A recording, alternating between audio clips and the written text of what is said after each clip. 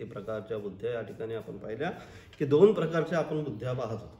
एक कोणती? एक बुद्धी व्यवसायात्मिका बुद्धी आणि दुसरी अव्यवसायात्मिका बुद्धी. व्यवसायात्मिका बुद्धी जी बुद्धी कधीच भूत, वर्तमान आणि भविष्य तिन्ही कालामध्ये कधीच ज्या बुद्धीमध्ये बदल होत नाही, जी कायम आणि कायम अनन्य भावाने परमेश्वराचं श्रवण, चिंतन, मनन हे करण्यामध्येच गुंतलेली आहे. आणि अशा प्रकारे तद्व्यतिरिक्त परमेश्वराचं चिंतन, आत्मचिंतन या व्यतिरिक्त अन्य कोणतीच या व्यतिरिक्त अन्य कोणताच विषय ज्या बुद्धीमध्ये निर्माण होत नाही, अशा प्रकारची जी बुद्धी आहे त्या बुद्धीला आपण या ठिकाणी शास्त्र व्यवसायात्मिका बुद्धी म्हणतात.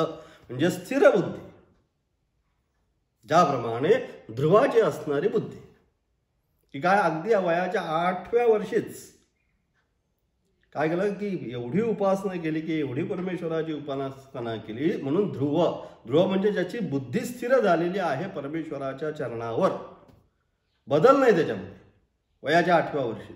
अशा प्रकारे जी बुद्धी अतिशय व्यवस्थित कुठल्याही परिस्थितीमध्ये विचलित होत नाही, त्या बुद्धीला शास्त्र व्यवसायात्मिका बुद्धी असं म्हणतं.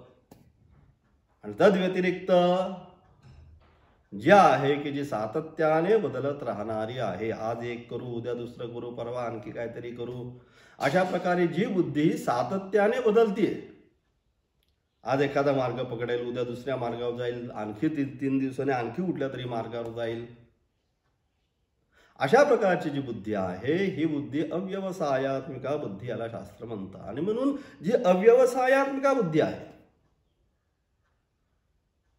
ही अव्यवसायात्मिका बुद्धी परमार्थ तत्वाची प्राप्ती करून देणारी नाही. कारण का? सातत्याने बदल, तिला कन्फ्युजन आहे. आणि व्यवसायात्मिका तिला कळतंय की मला इथेच जायचंय, माझं अंतिम लक्ष जे आहे हे कुठं आहे? अंतिम लक्ष परमेश्वराचं चरण हेच जे आहे, हेच माझं अंतिम लक्ष आहे, हे जिला परिपूर्णपणे कळालेलं आहे ती व्यवसायात्मिका. त्यामुळे तिच्यामध्ये बदल होत नाही. आता ती त्याच मार्गाने चालत राहणार आहे.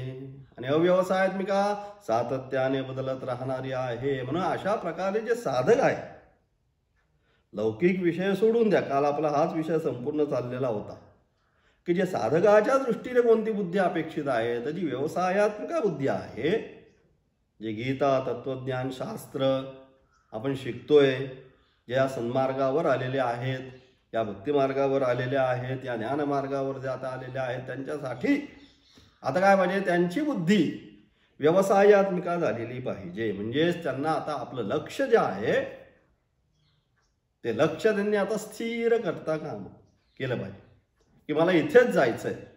आणि ज्यावेळेस असं आपलं लक्ष स्थिर होईल त्यावेळेस मग काय, एकदा लक्ष स्थिर झाल्यानंतर वाटचाल करणं सोपं असतं जीवनामध्ये. परंतु लक्ष स्थिर नसतं आपल्याकडे. सगळीकडे आता सगळीकडे जे कन्फ्युजन चाललेलं आहे, कन्फ्युजनचं काय, प्रत्येक कुणाचंच लक्ष अजून स्थिर नाही. काय ते नवीन नवीन नवीन सातत्याने बदल, आणि सातत्याने बदल होत असल्यामुळे मुलांवर पण ते सारखे संस्कार, हे करायचंय, ते करायचं, अमुक करायचंय, तेमुक करायचंय. त्यामुळे लक्ष जे आहे, लक्ष कोणाचं स्थिर नाही. आणि ज्यावेळेस लक्ष स्थिर होणार नाही तेव्हा आपण मार्गक्रमण त्या दिशेने होऊ शकत नाही. आणि म्हणून मार्गक्रमण जर नीट करायचं असेल, व्यवस्थित करायचं असेल, तर जीवनामध्ये आपलं लक्ष स्थिर झालं पाहिजे. मला या ठिकाणीच जायचं आहे, आता शेवटचा स्टॉप.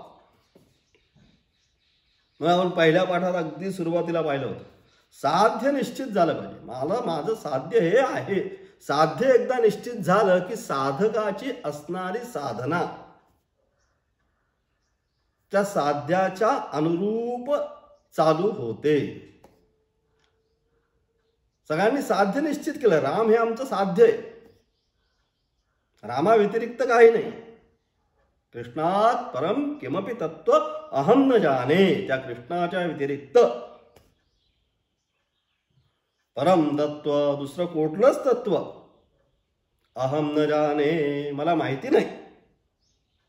म्हणजे अशा प्रकारे ज्यावेळेस लक्ष स्थिर होतं, रामच माझं लक्ष आहे, कृष्णच माझं लक्ष आहे, मग काय होतं, त्याचा प्रवास जो आहे हा संपूर्ण प्रवास त्या लक्षाच्या अनुरूपच चालू होतो. मग संपूर्ण प्रवास त्याचा राममयच असतो. तो जीवनामध्ये दुसरं काही उच्चारतच नाही. रामाच्या व्यतिरिक्त राम राम राम राम एवढंच फक्त. त्या रामाच्या व्यतिरिक्त अन्य कोणता विषयच नसतो. तच्चिंतनम तत्प्रबोधनम अन्यन्न न प्रबोधनम. त्याच्या व्यतिरिक्त त्या राम चिंतनाच्या राम शब्दाच्या व्यतिरिक्त अन्य शब्द सुद्धा उच्चारायचा म्हणजे त्याला काय वाटायला लागतं, जड होतं. अशा प्रकारे ज्यावेळेस त्या रामाची अनन्य भावाने साधना चिंतन सातत्याने नामस्मरण ज्यावेळेस होत जाईल, मग काय होणार आहे, मग ती बुद्धी आहे ती बुद्धी खऱ्या अर्थाने व्यवसायात्मिका बनते. आणि अशा प्रकारे ही व्यवसायात्मिका एकदा बुद्धी बनली की मग त्याला काळजी नाही. एकदा जसं असतं चिखल आहे तोपर्यंत आपण काय करतो, त्याचा ध्येय करत त्याचा गोळा करू, वस्तू करू, अमुक करू, तमुक करू, मूर्ती करू, काहीतरी करू. पण एकदा पक्क झाला, त्याची जी वस्तू झाली की ती काय घट्ट झाला एकदा की त्याला आकार बदलता येत नाही, ते स्थिर झालं, त्या भावाने ती स्थिर झाली. तसं या ठिकाणी ही अंतःकरणाची असणारी वृत्ती जी सातत्याने काय काय चल बिचल चल बिचल चल बिचल, ती त्या चिखलाप्रमाणे कमी जास्त होते कमी जास्त होते. परंतु एकदा तिला स्थिर निर्माण आकार दिला रामाचा कृष्णाचा किंवा काय त्या भावनेनेच ते काय होतं, स्थिर होऊन जातं. मग ते काय होतं, मग इकडं तिकडं जाण्याचा प्रयत्न होत नाही. अशा प्रकारची जी बुद्धी ती व्यवसायात्मिका. आणि मग तुला साधन करण्यासाठी मग काही करायचं नाही. चाहे विधी जाहे राम चाहे विधी राखे राम, सीताराम सीताराम सीताराम काही, बस बाकी काही नाही. मग त्याला फक्त राम राम राम राम करत जायचं आहे, दुसरं वाटतं काही करायचं नाही. म्हणजे अशा प्रकारची बुद्धी प्राप्त ज्याच्या जीवनामध्ये होते ती व्यवसायात्मिका बुद्धी. आणि त्याच्या व्यतिरिक्त जी असणारी बुद्धी आहे ती अव्यवसायात्मिका बुद्धी. म्हणजे अव्यवसायात्मिका जी बुद्धी आहे या अव्यवसायात्मिका बुद्धी अनेक गोष्टी सांगितल्या. त्या आचार्य या ठिकाणी आज सांगतायत का येशाम व्यवसायात्मिका बुद्धी नास्ती. ज्यांच्यामध्ये जी अव्यवसायात्मिका जी बुद्धी आहे ही बुद्धी ज्यांच्यामध्ये नाही त्यांच्यासाठी आचार्य म्हणतात, काय म्हणतात, यामिमां पुष्पितां वाचं प्रवदन्त्य विपश्चितः वेदवादरतः पार्थ नान्यदस्तीति वादिनः. यामिमां पुष्पितां वाचं, श्लोक संख्या 42, दुसऱ्या अध्यायातला 42वा श्लोक आरंभ झाला. काय की ज्या मिमां पुष्पितां वाचां, जे पार्थ काय जे अविवेकी काय करतायत की अशा प्रकारे कुठली पुष्पितां वाचम, पुष्पित म्हणजे अतिशय बेस्ट चांगलं चांगलं चांगलं चांगलं ज्याच्यामध्ये असं सांगितलेलं आहे, त्याची स्तुती केलेली आहे, स्तुती सुमनं ज्याच्यावर लिहिलेली आहेत, हे केल्यावर असं मिळेल ते केल्यावर तसं कळेल, हे सगळं ज्यांनी सांगितलेलं आहे. अशा प्रकारे अत्यंत सजवलेली सुंदर प्रमाणे आपल्या समोर दाखवलेली प्रेझेंटेशन जिचं केलेलं आहे ती अशा प्रकारची यामिमां पुष्पितां वाचम, पुष्पित अतिशय सुंदर आपल्याला वाटेल का हा हे असं सांगितलं तसं सांगितलं हे, परंतु हे सगळं कोण प्रवदंती अविपश्चितः. अविपश्चित म्हणजे कोण की अज्ञानी अविवेकी काय करतात, या अशा प्रकारची जी आहे पुष्पित वाणी तिच्या मागे धावण्याचा प्रयत्न करतात. वेदवादरता पार्थ न अन्यत अस्तीति वादिनः.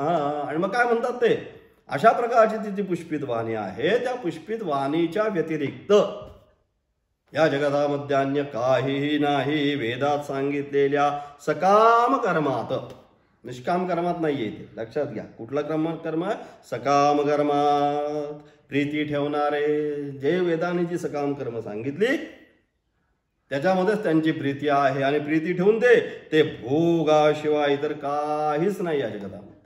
की जे वेदाने आम्हाला सांगितलं त्या सकाम कर्म मग काय देतात आम्हाला, वेदामधली सांगितलेले सकाम कर्म आम्हाला त्या त्या गोष्टीनंतर, ती क्रिया झाल्यानंतर त्या त्या भोगाची प्राप्ती. क्षीणे पुण्ये मर्त्यलोकम विशंती सांगितलं की जोपर्यंत पुण्याचा साठा आहे तोपर्यंत त्या त्या लोकामध्ये तो जीव त्या त्या पुण्याच्या अनुषंगाने त्या त्या भोगाची प्राप्ती त्याला प्राप्त करून देतो. आणि ज्या वेळेस ते पुण्य क्षीण होईल त्यावेळेस तो काय होतो, पुन्हा मर्त्यलोकम विशंती. म्हणून अशा प्रकारे वेदाने अनेक वेदो अखिल धर्म मूलम आपण म्हणतो. या सगळ्याच वेदामध्ये सगळेच विचार सांगितले, चांगले विचार सांगितले. सगळ्या नित्य नैमित्तिक काम्य प्रायश्चित्त काय दररोज केलं पाहिजे. नित्यकर्म सांगितले की हे दररोज केलेच पाहिजे. अकरणे प्रत्यवाय नाही केली तर प्रत्यवाय दोष लागेल. त्यानंतर नैमित्तिक कर्म सांगितली. पौर्णिमा अमावास्या अमुक तिथे आली, तमुक तिथे आम्ही संकष्टी आली, एकादशी आली, त्या दिवशी काय करायचं हे पण सांगितलं. त्यानंतर नित्य नैमित्तिक काम्य कर्म, मनामध्ये कामना ठेवून अनेक कर्म सांगितली किंवा हे कामनेसाठी ह्याचं अमुक करा, हा जप करा, हे अनुष्ठान करा, हा होम करा, हे काम्य सांगितले. प्रायश्चित्त सांगितलं की काय हातून दोष झाला त्याच्यासाठी किती कोणता जप किती संख्येमध्ये केल्यानंतर त्याचं काय प्रायश्चित्त मिळतं ते सांगितलं. म्हणजे अशा प्रकारे हे सर्वच्या सर्व कर्म वेदामध्ये सकाम कर्म आणि निष्काम, त्यातले सकाम कर्माच्या अनुषंगाने जे अव्यवसायात्मिका जे आहेत ते कुठे अडकले, ते सगळे सकाम कर्मामध्येच अडकले. पहिल्यांदा जे व्याविमाम पुष्पिताम वाचन सांगितलं पहिल्या भागामध्ये, संहिता जे आहे, संहिता आरण्यक आणि ब्राह्मण, तर पहिला जो भाग आहे त्याच्यामध्ये सगळे अडकले. बाबा हेच करायचं, हा यज्ञ करायचा आहे, तो यज्ञ करायचा, याचं मला हे फळ प्राप्त होणार आहे, या अनुष्ठानाचं मला ते फळ प्राप्त होणार आहे, त्याने मी ह्या लोकामध्ये जाणार आहे, त्याने मला ह्या पृथ्वीवरती असं मिळणार आहे, तसं मिळणार आहे. यामध्ये त्या पुष्पित वाचा जे आहे त्या पुष्पित वाचामध्ये ते सर्वच्या सर्व अडकले. म्हणून ते सगळे अविपश्चित, अज्ञानी, अविवेकी, वास्तविक जे पाहिजे ते नाही. परंतु जी सकाम कर्म सांगितली त्या सर्व सकाम कर्मामध्ये अडकून काय राहिलं, मग येणं आणि जाणं त्यांनी चालू ठेवलं. आणि म्हणून अशा प्रकारे हे पार्थ, काय जे अविवेकी अशा प्रकारची जी पुष्पित म्हणजे दिखाऊ वाणी बोलतात, वेदामध्ये सांगितलेल्या सकाम कर्माचा प्रीती ठेवणाऱ्या आहे, जी सकाम कर्म जे आहेत त्या सकाम कर्मामध्येच यांची प्रीती आहे, दुसरीकडे ते कुठं जातं नाही. आणि मग काय ते भोगाशिवाय तर काहीच नाही असे म्हणणाऱ्या आहे. तद्व्यतिरिक्त सुद्धा म्हणतात काय, भोगाव्यतिरिक्त या पृथ्वी तलावर किंवा वेदामध्ये त्याच्या व्यतिरिक्त अन्य काही सांगितलं नाही असं सुद्धा ते आम्हाला सांगण्याचा प्रयत्न करतात. आणि म्हणजे अशा प्रकारे त्या सकाम कामामध्ये हे सर्वच्या सर्व कोण, अव्यवसायात्मिका बुद्धिवाले, त्यांचा विषय चाललेला आहे. व्यवसायात्मिकावाल्यांचा विषय सोडलाय, त्यांची बुद्धी आता स्थिर झाली कुठे, परमात्म्याशी. परंतु यांची बुद्धी कुठे, अजून काहीतरी पाहिजे, हे पाहिजे ते पाहिजे, म्हणून त्यांची बुद्धी अजून स्थिर झालेली नाहीये. काहीतरी अपेक्षा आहे यांच्या मनामध्ये, आणि त्या अपेक्षेची पूर्ती करण्यासाठी जे मार्ग सांगितले त्या मार्गाचं अनुष्ठान सांगतात. आणि त्याच्यामध्ये एवढे मोहित झालेत की त्या व्यतिरिक्त अन्य वस्तू जगामध्ये आहे हे ते मानायलाच तयार नाही. हेच श्रेष्ठ. एखाद्याचा तसा स्वभावच असतो. अनेक गोष्टी त्यांनी एखादीची गोष्ट घेतली त्या गोष्टीमध्येच ते एवढं त्याच्यामध्ये ते त्यांचे एकर सता होते, एकरूपता होऊन जाते की त्याच्या व्यतिरिक्त आपण त्यांना कितीही सांगण्याचा प्रयत्न केला की नाही याच्यापेक्षा हे असं आहे, या मार्गाने आपण जाऊ, पण नाही, हाच मार्ग श्रेष्ठ आहे, हाच मार्ग असा आहे, हाच शेवटचा मार्ग आहे, हे आपल्याला पुन्हा समजून सांगण्याचा प्रयत्न करतात. म्हणजे अशा प्रकारे हे सर्वच्या सर्व अव्यवसायात्मिका बुद्धिवाले की त्यांची बुद्धी काय झाली आहे, स्थिर झालेली नाही, सातत्याने ती बदलते. आज हे अनुष्ठान करतील त्याचं मला अमुक फळ मिळेल, अजून 4 दिवसांनी दुसरंच काहीतरी करताना आपण पाहू. मग हे सगळेच्या सर्व अव्यपश्चित अविवेकी, यांची बुद्धी अजून स्थिर झालेली नाही, त्यांच्याविषयी आचार्य म्हणतात. भगवंत या ठिकाणी सांगतात. काय म्हणतात आचार्य, काय भाष्य सांगतात पाहू. आचार्य म्हणतात, याम इमाम वक्षमानां पुष्पितां पुष्पित वृक्षेव शोभमानां श्रूयमान रमणीयां वाचम वाक्यलक्षणां प्रवदंती. म्हणून यापुढे सांगितलेली सजलेल्या वृक्षाप्रमाणे शोभित आणि ऐकण्यास रमणीय ज्या गोष्टी सांगतात, अतिशय प्रत्येक जो गोष्टी याचा अमुक फल मिळेल, हे केल्यानंतर इदम अथर्वशीर्ष, हे केल्यावर एवढं फल प्राप्त मिळेल, एवढं धन मिळेल, एवढं अमुक मिळेल, एवढं तमुक मिळेल, अनेक गोष्टी सांगितल्या. शेवटीच प्रत्येक स्तोत्राच्या शेवटी जर आपण पाहिलं तर काय एक फलश्रुती असते. हे तदथर्वशीर्षम योधीते स ब्रह्म भूयाय कल्पते स सर्व विघ्नेर्न बाध्यते स सर्वतः सुखमेधते, सर्वत्र त्याला सुखच प्राप्त होईल. सबंच महापापात प्रमुच्यते, तुझ्या हातनं गेलेली 5ही प्रकारची जी महापातका आहे त्या महापातकापासून तुझा यापासून सुटका होईल. म्हणजे अशा प्रकारे काय तर यापुढे सांगितलेल्या सजलेल्या वृक्षाप्रमाणे शोभित, ऐकण्यासाठी सुद्धा अत्यंत काय श्रूयमान रमणीयाम वाचम, वा वा, सगळं ऐकायला अतिशय सगळी फलश्रुती प्रत्येक स्तोत्राची आपण काढून पाहिली तुम्ही, किंवा आपण जे जे स्तोत्र म्हणतो त्याच्या खाली येत आहे शेवटच्या 2 लाईनी ज्या असतात त्या फलश्रुतीच्या असतात. ते केल्यानंतर त्याचा आपल्याला काय काय फळाची प्राप्ती मिळणार आहे ते सगळं त्याच्यामध्ये सांगितलेलं आहे. आणि मग ते सगळं वाचल्यानंतर काय वाटतं, आपल्याला बरं वाटतं, चला आपल्याला असं फलप्राप्ती निश्चितपणे मिळेल. आणि म्हणून अशा प्रकारे ते रमणीय वाटतात. त्या सगळ्या गोष्टी अतिशय रमणीयांना वाटतात. कोणासाठी? के आचार्य म्हणतात के अविपश्चित. अविपश्चित म्हणजे कोण? तर अल्पमेधसः अविवेकिनः इत्यर्थः. वेदवादरता बाह्यार्थवाद फलसाधना प्रकाशेषु वेदवाक्येषु रताः. आचार्य म्हणतात, काय म्हणतात, कोणासाठी? कोण हे कोणासाठी हे सगळं चांगलं वाटतं, कोण या सगळ्या गोष्टींना चांगलं म्हणतं, कोण म्हणतं? तर अज्ञानी, जे अज्ञानी आहेत, की ज्यांना वास्तविक अजून तत्वाचं ज्ञान प्राप्त झालेलं नाही, असे जे अज्ञानी आहेत, हे अज्ञानी म्हणजेच अल्पबुद्धीवाले, ज्यांची बुद्धी जी अजून अल्पच आहे, अजून त्यांना वास्तविक जे आहे त्या वास्तविक तत्वापर्यंत त्यांची बुद्धी पोचलीच नाहीये, त्याच्या अलीकडेच अजून अडकलेले आहेत ते. अलग लक्षात, हे पार केल्यानंतर पुढे जायचंय तत्वाकडे. तत्वाच्या अलीकडेच अडकलेले म्हणजे अल्पबुद्धीवाले अविवेकी.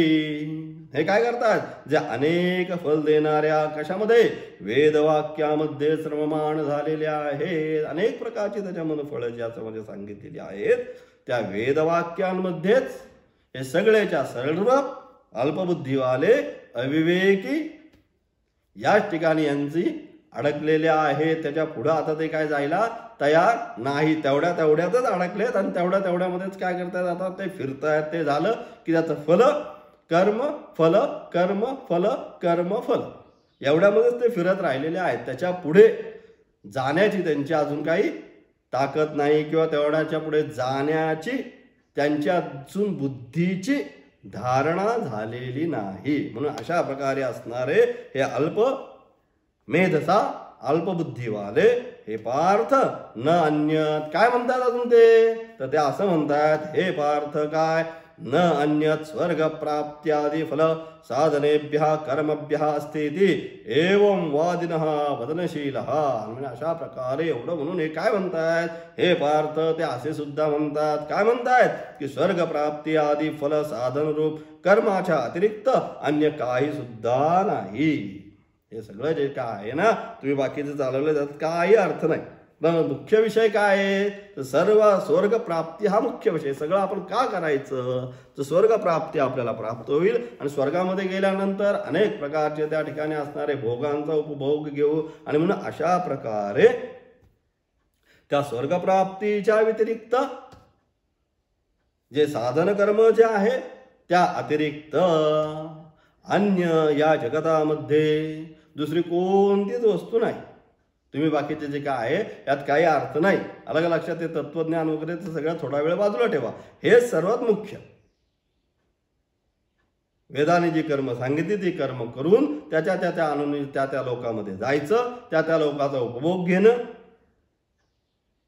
हेच सर्व श्रेष्ठ आहे, हेच ते सांगतात आणि त्याप्रमाणे त्यांचं आचरण आणतात. आणि असे ज्या प्रकारे जे आचरण करतात ते काय करतात, अजून काय म्हणतायत ते अजून सुद्धा म्हणतायत. काय म्हणतायत? 43वा श्लोक. कामात्मन स्वर्गपराः जन्म कर्म फलप्रदां क्रिया विशेष बहुलां भोगैश्वर्य गतिं प्रति. आणि अशा प्रकारे जे कामात्मान स्वर्गपराः, जे कामनेमध्येच प्रत्येकाने काय मग ती सांगितलेली कामना मनामध्ये घेऊन मग ते अनुष्ठान केलं, तो जप केला, तो यज्ञ केला. पण कामात्मान हा मनामध्ये त्या कामनेमध्ये जे आहे त्या कामनेमध्ये काय होत आहेत, तन्मय होतात. आणि मग काय स्वर्गपराः, स्वर्गपराः म्हणजे स्वर्गलोक जो आहे हा परम श्रेष्ठ आहे. स्वर्गलोकाच्या व्यतिरिक्त अन्य काही नाही. एकदा स्वर्गलोकाची आपल्याला प्राप्ती झाली म्हणजे मग काय परमपुरुषार्थ जसं काय आपल्याला प्राप्त झाला. अशा प्रकारे स्वर्गपराः. नंतर जन्म कर्म फलप्रदां. परंतु जरी स्वर्गलोकाची प्राप्ती झाली तरी सुद्धा कसं आहे, तो स्वर्गलोक जो आहे क्षीणे पुण्ये मर्त्यलोकं विशन्ति. जोपर्यंत पुण्य आहे अकाउंटमध्ये, जोपर्यंत पैसे आहेत तोपर्यंत ATM चालणार. अकाउंट एकदा खडखडाट झाला तुमच्या अकाउंटचा की कितीही मशीनमध्ये ATM टाका, तुमचा पिनकोड दाबला तरी तुम्हाला रुपया सुद्धा मिळणार नाही. जसं हे आहे तसंच तिथे जोपर्यंत तुमचा पुण्याचा संचय त्या ठिकाणी आहे तोपर्यंत तुम्हाला मग सगळं मिळेल. काय तुम्ही मागाल त्या सगळ्या वस्तू तिथं तुम्हाला मिळवून देतील. परंतु ज्या क्षणी तुमचा अकाउंट खाली झालं त्या क्षणी पुन्हा तुम्हाला तिथनं एका मिनिटात पुढचा जो कुठं पाठवायचंय, खाली पाठवायचंय, वर पाठवायचंय, जे काय तुमची कर्म असतील जशी ती फलान्मुख होतील त्या अनुषंगाने तुम्हाला लगेच धक्का मारून बाहेर चला नाही का, इथलं काम संपलं, पैसा संपला, बाहेर निघा.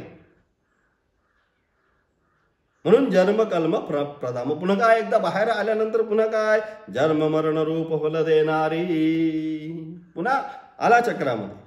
तिथं जाऊन सुद्धा काय पुन्हा या जन्म मरण रूप जे चक्र आहे हे जन्म मरण रूप चक्र जे आहे त्याच्यामध्ये पुन्हा तो आला. म्हणून जन्म कर्म फलप्रदाम. त्यानंतर क्रिया विशेष बहुलाम. अनेक क्रियांचं या ठिकाणी काय केलंय वर्णन केलेलं आहे. म्हणून क्रिया विशेष बहुलाम भोगैश्वर्य गतिं प्रति. म्हणजे अशा प्रकारे भोग आणि ऐश्वर्याच्या प्राप्तीसाठी हे काय करतात, हे अनेक प्रकारच्या अशा क्रिया किंवा अशा अनेक प्रकारची जी दिखाऊ वाणी आहे, अनेक प्रकारच्या असे सजली धजलेली सगळी वाणी जी आहे, पुष्पित वाचा जी आहे ते पुष्पित वाचा सांगून त्याच ठिकाणी किंवा त्याच्यामध्येच हे सर्वच्या सर्व अज्ञानी या ठिकाणी रममान होतात.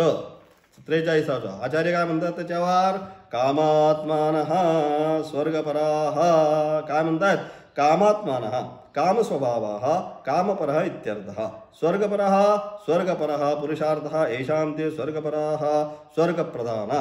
जन्म कर्म फलप्रदां कर्मणः कर्मणः फलं कर्मफलं जन्म एव कर्मफलं जन्म कर्मफलं तत् प्रददाति इति जन्म कर्म फलप्रदा तां वाचां प्रवदन्ति इति अनुषज्यते. म्हणून अशा प्रकारे काय म्हणतात तर कामात ज्यांनी काय भोग आणि कामनेलाच आपला स्वभाव बनवलेला आहे. कामात्मानाचं व्याख्यान आचार्य करतात की ज्यांनी काय काम स्वभाव हा काम भोग आणि काम अलगला या दोघांमध्येच ते लुप्त झालेले आहेत. त्याच्या व्यतिरिक्त त्यांना आता दुसरं काही गोष्ट दिसत नाही. ज्यांनी भोग आणि कामनेलाच काय केलं आपला स्वभावच बनवला, निश्चित लुप्त नाही झालेलं अलग लक्षात. तर काय केलेलं आहे त्यांनी आपला त्याला स्वभावच आपला बनवून घेतलेला आहे. म्हणजे त्याच्या व्यतिरिक्त त्यांना आता काही दिसकांच्या स्वभावाच्या व्यतिरिक्त तो राहूच शकत नाही. म्हणून आता यांचा स्वभाव काय झालेला आहे, यांचा स्वभाव भोग आणि कामना हा ज्यांचा स्वभाव झालेला आहे बनवलेला आहे. असे कोण भोगपरायण. हे भोगपरायण सातत्याने त्यांना दुसरं काही नको, फक्त भोग खाओ पिओ मजा करा अशा अनुषंगाने जे काय सांगितले ती कर्म करणार, त्याच्यामध्ये रममान राहणार.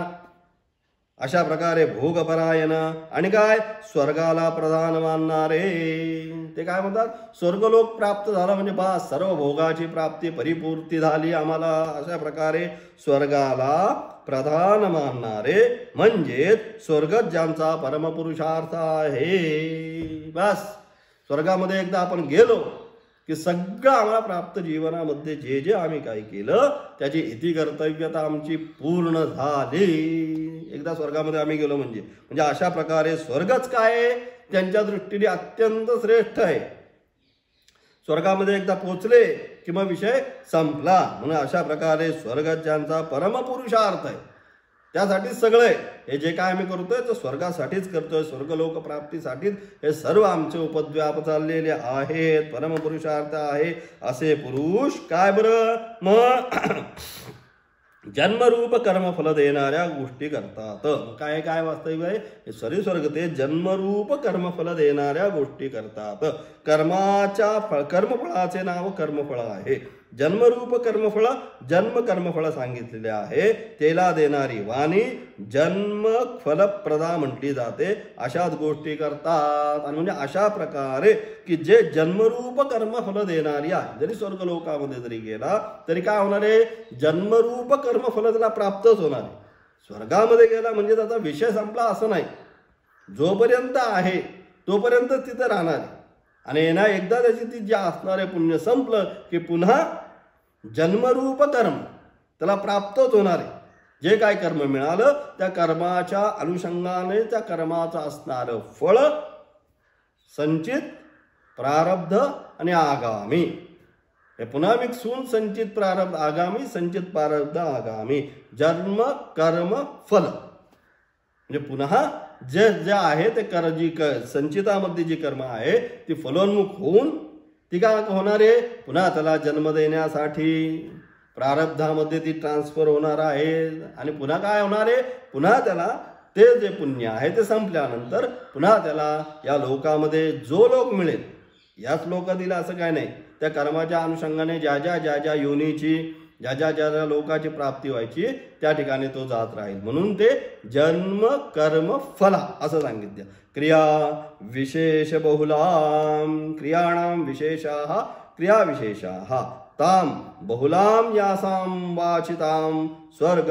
पशु पुत्राद्यर्थः यया वाचा बाहुल्येने प्रकाशन्ते भोगैश्वर्य गतिं प्रति भोगश्च ऐश्वर्यश्च भोगैश्वर्याः तयोः गतिः प्राप्तिः भोगैश्वर्य गतिः ताम प्रति साधनभूता ये क्रिया विशेषः तद्बहुलां ताम वाचं प्रवदन्तः कोण मूढः संसारे परिवर्तने इति अभिप्रायः. म्हणजे अशा प्रकारे एक तर जन्मकर्म फलप्रदा आणि कशा क्रिया विशेष बहुलाम त्याच्यामध्ये अनेक प्रकारच्या अशा प्रकारे काय भोग व ऐश्वर्य यांच्या प्राप्तीसाठी जे क्रिया आणि भेद आहेत ते ज्या वाणीमध्ये आहेत, अर्थात स्वर्ग पशु पुत्र आदी अनेक पदार्थ ज्या वाणीद्वारा अधिक प्रमाणात सांगितलेले आहेत, अशा खूप प्रमाणात क्रियाभेद सांगणारी वाणी सतत सांगणारे ते मूर्ख आचार्य या ठिकाणी त्यांना मूर्ख म्हणतायत. ते मूर्ख या संसार चक्रामध्ये भ्रमण करत राहतात. म्हणजे अशा प्रकारे वास्तविक सांगायचं सारासार तात्पर्य काय तर वास्तविक प्रकारे स्वस्वरूपाचं ज्ञान नसल्यामुळे केवळ जी काही सकाम कर्म जे आहेत त्यांच्यासाठी हा विषय साधलेला आहे. जे सकाम कर्माच्या मागे पळतात आणि त्या सकाम कर्माच्या अनुषंगाने केवळ टेम्पररी तेवढं पुण्य मिळतं, त्या पुण्याच्या अनुषंगाने ते सुख आणि दुःख उपभोगतात आणि पुण्याचा क्षय झाल्यानंतर पुन्हा या संसार रूप चक्रामध्ये येतात. असे हे सर्वच्या सर्व मूर्ख आचार्य या ठिकाणी त्यांना म्हणतात. ताम वाचा प्रवदंतो मूढा हा ते सर्वच्या सर्व मूर्ख काय होतात तर या संसार चक्रामध्ये भ्रमण करत राहतात. आणि म्हणून अशा प्रकारे जे या भोग आणि ऐश्वर्यामध्येच युक्त राहतात त्यांची जी बुद्धी आहे ही कधीच परमात्म्याशी स्थिर होत नाही. त्याच अर्थाचा श्लोक आचार्य पुन्हा 44व्या श्लोकामधून त्याच विषयाचा पुन्हा विस्तार सांगतात. काय म्हणतात आचार्य पुढं? भोगैश्वर्य प्रसक्तानां तया परतचेतसां व्यवसायात्मिका बुद्धी समाधौ न विधीयते. म्हणून अशा प्रकारे काय तर ज्यांचं अंतःकरण या संपूर्ण आतापर्यंत जे सांगितलेलं आहे त्या सांगितलेल्या वेदवचनांनी मोहित झालेला आहे, ज्या पुष्पित वाणीने ज्यांचं अंतःकरण आकर्षित केलेलं आहे, आणि काय जे भोग आणि ऐश्वर्य यांच्यामध्ये अत्यंत काय झालेले आहे, आसक्त झालेले आहे, त्या मनुष्याची की जे भोग आणि ऐश्वर्य या दोन गोष्टीमध्येच आसक्त झालेले आहेत, त्यांची परमात्म्यामध्ये एक निश्चय असणारी बुद्धी होत नसते. अलग लक्षात. म्हणून ज्यांचा म्हणून साधकासाठी अत्यंत महत्वाचा स्लीपरी पाथ आहे कोणता? हा की भोग आणि ऐश्वर्यामध्ये ज्यावेळेस साधक आसक्त होतो त्यावेळेस त्याची बुद्धी परमात्मत्वाशी एकरूप होऊ शकत नाही. समाधौ न विधीयते सांगितलं. का साधकाने या बरेच वेळा आपण पाहतो की बरेच लोक म्हणतात आमच्या साधक अवस्थेमध्ये सुद्धा असणार काय होतं, हे एवढं राहिलं तर काय होतं, तेवढं हे सगळ्या गोष्टी जोपर्यंत भोग आणि ऐश्वर्याप्रती मनामध्ये जिज्ञासा आहे, मला हे खायचंय, मला अमुक करायचंय, तमुक करायचं, या सगळ्या ज्या गोष्टीमध्ये गृधी जोपर्यंत आहे तोपर्यंत बुद्धी त्या भोगामध्येच जाते, किती त्या ऐश्वर्याच्याच मागे जाते. आणि मग अशा प्रकारची जी बुद्धी भोग आणि ऐश्वर्याच्या मागे किंवा ज्या बुद्धीमध्ये भोग आणि ऐश्वर्याचे संस्कार येतात ती बुद्धी आपोआप काय होते, स्लीपरी पाथला जाते. त्याला स्लीपरी पाथ म्हणतात आमच्याकडे, म्हणजे आपल्याकडे शास्त्रामध्ये त्याला स्लीपरी पाथ, की सगळं करतोय पण भोग आणि ऐश्वर्यामध्ये युक्त झाल्यामुळे कधी स्लीपरी होईल म्हणजे घसरेल तो आणि पुन्हा खाली सटकेल हे कळत नाही. म्हणून त्यासाठी त्या सगळ्या बाकीच्या सगळ्या विवेक पाहिजे, वैराग्य का सांगितलं, की का वैराग्य सांगितलं? वैराग्याचं मूलभूत कन्सेप्टच ही की जोपर्यंत तुम्हाला साधक अवस्थेमध्ये वैराग्य प्राप्त होत नाही तोपर्यंत तुमची बुद्धी परमात्म्याशी स्थिर होऊ शकत नाही. सगळं करून परमार्थ करतो, होऊ शकत नाही परमात्म्याशी. म्हणून त्याला हे आत्ता जो विषय चाललाय हा विषय त्याच्यासाठी आहे. सकाम जे कामना आहे ते कामना घेऊ दे, मग हे प्राप्त करायचं ते प्राप्त करायचं काही त्याला हरकत नाही. परंतु परमात्म्याशी भोग आणि ऐश्वर्य सुद्धा बरोबर ठेवून आम्ही मग परमात्म्याची प्राप्ती करून घेऊ तसं जर म्हणतात तर तसं होऊ शकत नाही. स्पष्ट समाधौ न विधीयते सांगितलं. अशा प्रकारची जी भोग आणि ऐश्वर्य आणि प्रसक्त तया अपहृत चेतसाम म्हणजे बुद्धी, याची बुद्धी भोग आणि ऐश्वर्याने युक्त झालेली आहे, ती बुद्धी कधीच परमात्मा तत्वाच्या मार्गावर त्या बुद्धीचा उपयोग होऊ शकत नाही हे स्पष्टपणे गीता सांगते. म्हणून अशा प्रकारे म्हणून साधकाला सर्वात महत्वाचं कोणता विषय तर भोग आणि ऐश्वर्य या दोन गोष्टीपासून जेवढं लांब राहता येईल तेवढा लांब राहण्याचा प्रयत्न करणे. तेव्हा काय होईल, मग ती बुद्धी शुद्ध होते. आणि एकदा बुद्धी शुद्ध झाल्यानंतर ती आपल्या आप काय परमार्थ तत्वाकडे ती जायचा प्रयत्न पण करायला लागत नाही, ते आपल्या आपच धावते. आणि म्हणून या दोन गोष्टी साधक अवस्थेमध्ये फार महत्वाच्या. लालसा जी आहे, गृधी जी आहे, मागृधक्कस्य सिद्धनम, म्हणून सारखं तेच सांगितलं सातत्यानं. कुर्वन्नेवेह कर्माणि जिजीविषच्छतकं समाः. की कुठल्याही प्रकारची गृधी कुणाच्याही याच्यामध्ये ठेवता कामा नये. आणि म्हणून अशा प्रकारे 44 श्लोक भोग ऐश्वर्य प्रसक्तानां तया अपहृत चेतसां व्यवसायात्मिका बुद्धी समाधौ न विधीयते. म्हणून साधकाने आपल्या जीवनामध्ये जास्त भोग आणि ऐश्वर्य प्राप्त व्हावं, किंवा मी आरामात राहतो, लिबदरी राहतो आणि मग मी काय करतो पारमार्थक तत्वावर जाईल, होऊ शकत नाही. परस्पर भिन्न मार्ग आहेत. जोपर्यंत तुम्ही भोग आणि ऐश्वर्यामध्ये राहता तोपर्यंत तुम्ही पारमार्थिक तत्वाचा अनुभव किंवा ज्ञान तुम्हाला होणं अत्यंत कठीण आहे, हेच सांगितलेलं आहे. त्याचा साधणार भाष्य आचार्य काय म्हणतात ते पाहू. भाष्य तेषां च कोणासाठी भोगैश्वर्य प्रसक्तानां, भोग हा कर्तव्यम ऐश्वर्यम च इति भोगैश्वर्योः एव प्रणवतयां तद आत्मनभूतानां तया क्रियाविशेषबहुलया वाचा अपरतचेतसाम् आच्छादित विवेक प्रज्ञानां व्यवसायात्मिका सांख्ये योगे वा बुद्धिः समाधौ समाधीयते अस्मिन् पुरुषा उपभोगाय सर्वम् इति समाधिः अंतःकरणं बुद्धिः तस्मिन् समाधौ न विधीयते न भवति इत्यर्थः। याचा असणारा अर्थ उद्याच्या पाठामध्ये पाहू।